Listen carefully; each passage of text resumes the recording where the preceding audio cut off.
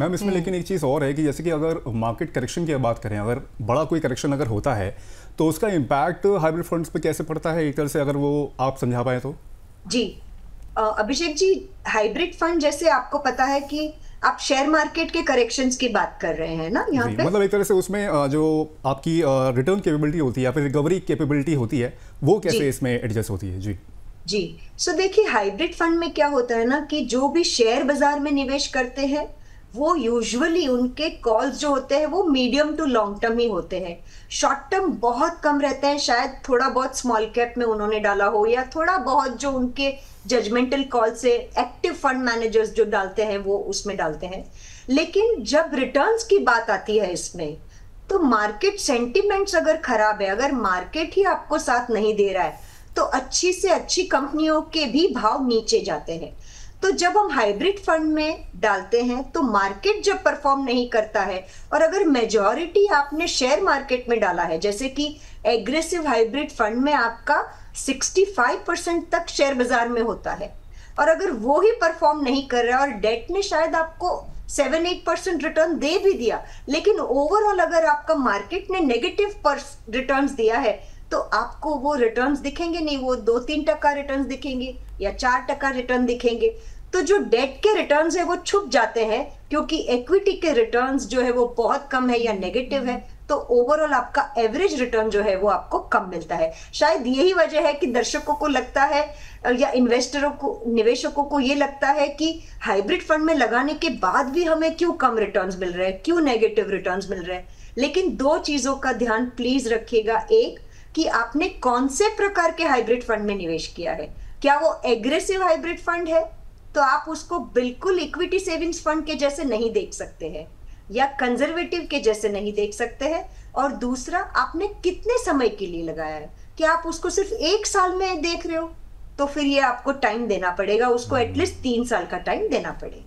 At least 3 साल का नजरिया लेकर आपको चलना है अगर आप हाइब्रिड फंड्स में जो है निवेश कर रहे हैं, खास करके अग्रेसिव कैटेगरी में अगर कर रहे हैं। कुछ एक सवाल और लेते हैं फटाफट से दर्शकों के। अमित सिन्हा का सवाल आया है, कह रहे हैं मैं लेबर क्लास में नौकरी करता हूं, मजदूरी करता हूं बेसिकली। कह रहे हैं क्या मैं 100 रुपए की सिर्फ शुरू कर सकता हूं, 25 साल में कितना पैसा बन सकता है।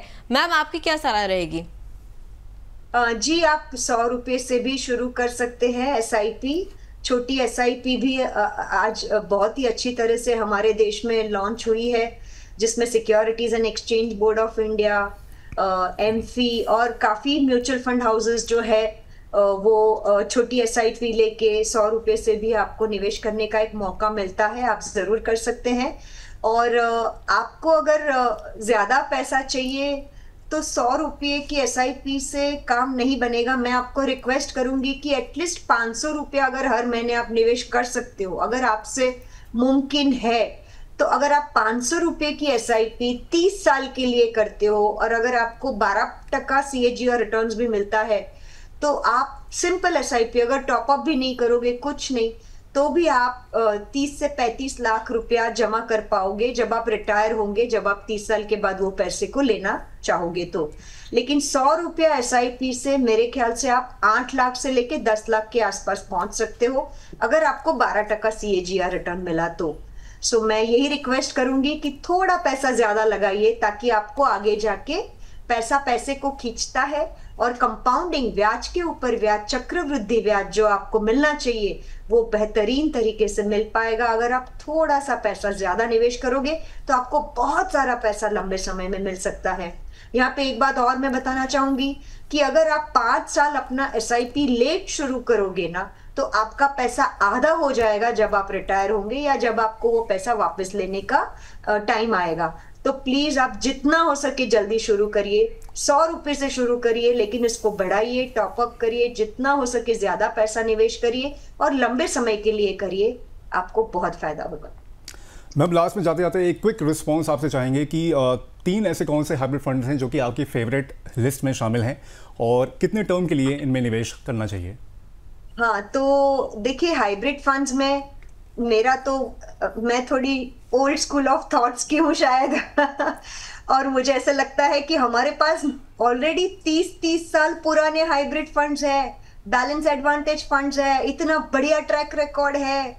हालांकि मैं ये कहीं नहीं बोल रही हूँ कि नए फंड हाउसेस में या नए स्कीम्स में वो लोग भी एकदम नए जुनून नए जोश के साथ आ रहे हैं, तो वहां पे भी हमें निवेश करना बनता है। लेकिन मेरा सजेशन रहेगा कि आप नए और पुराने दोनों, आजकल तो हाइब्रिड का ही जमाना है, तो बिरला 95 जो है वो मेरे हिसाब से बहुत अच्छा स्कीम है, जो बहुत सालों से चल रहा है, 95 से चल रहा है, आप सोचिए सर। और HDFC बैलेंस एडवांटेज फंड तो मेरा ऑल टाइम फेवरेट रहा है और रहेगा, क्योंकि आप देखिए ना 30 साल में उन्होंने 19% रिटर्न दिया है और 20 साल में भी 14% रिटर्न दिया, इक्विटी जितना रिटर्न दिया हुआ है, तो मेरा ऑल टाइम फेवरेट रहेगा। हालांकि please, mutual funds are subject to market risk, you have to read the offer document carefully before investing. Past performance कभी भी आपको फ्यूचर परफॉर्मेंस की गारंटी नहीं देगा, और एक अच्छे सलाहकार के साथ बैठ के ही ये सारी चीजों में आप डिसीजंस ले लीजिएगा। और तीसरा मुझे लगता है कि न्यू एज जो है ना Abhishek ji, multi asset fund, आपको जरूर उसमें निवेश करना चाहिए। मेरा ऑल टाइम फेवरेट रहा है ICICI मल्टी एसेट फंड, पर प्लीज बहुत सारे और भी अच्छे फंड्स हैं, आप उसको जरूर रिसर्च करिएगा और निवेश करिएगा।